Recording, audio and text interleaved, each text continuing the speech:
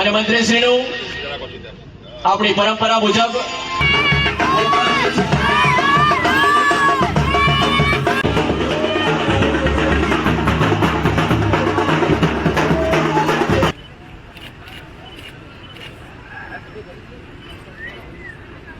પ્રેરક ઉપસ્થિતિમાં આવો જોરદાર તાળીઓથી દીપ પ્રાગટ્યને વધાવીએ, જોરદાર તાળીઓથી.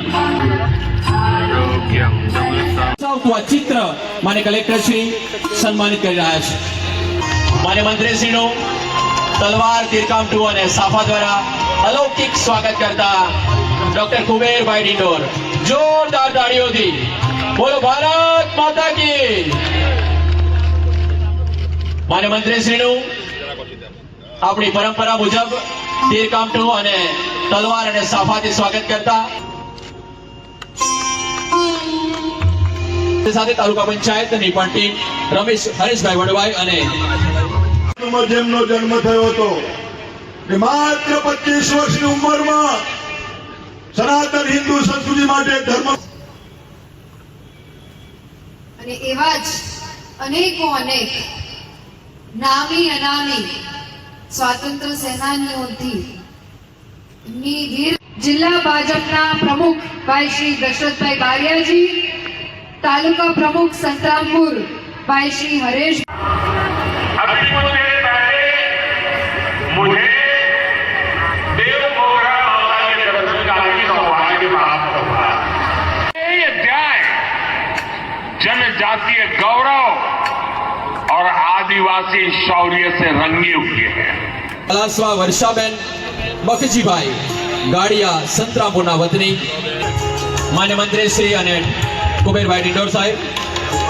ત્યારબાદ વહાલી દીકરી યોજના, ત્યારબાદ સંગાડા જીનલબેન કલ્પેશભાઈ, નાની ભુગેડી પાલક માતા પિતા, મેડિકલ કોલેજમાં એડમિશન માટેની સહાય યોજના. ત્યારબાદ પ્રધાન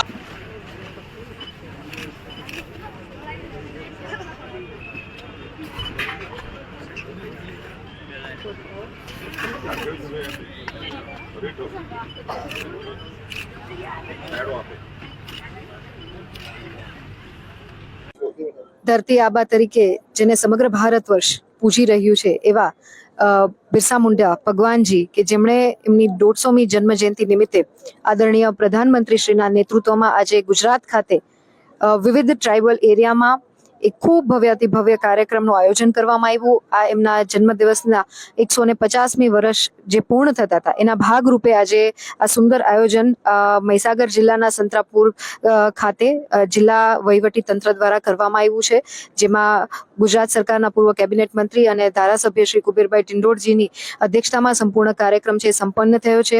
ત્યારે હું ખૂબ હૃદયપૂર્વકની શુભકામના આ જિલ્લાને અને ખાસ કરીને સંતરામપુરને પાઠવી રહી છું, કેમ કે આ જિલ્લાનો ખુદ એક આગવો ઇતિહાસ છે.